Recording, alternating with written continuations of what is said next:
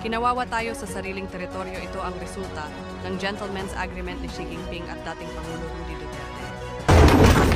Noon kasi nakipagsundo si Duterte kay China, hindi na magpapadala ng mga gamit upang makumpuni ang PRB Sierra Madre na nasa alumensyo.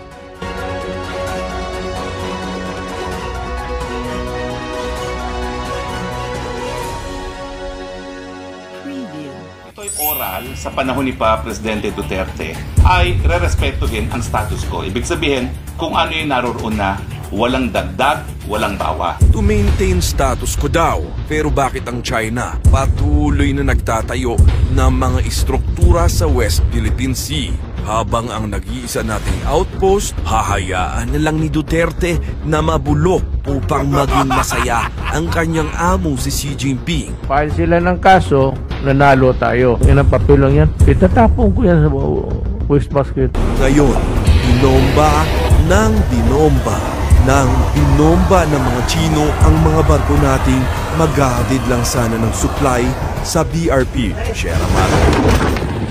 Kawawa naman tayo, mga Pilipino. Kayo na bahala humusga. Salamat sa panonood. Don't forget to like and follow and subscribe. Bye. See you next upload. Ito sa Philippine Vision TV at mag-ingat kayo palagi.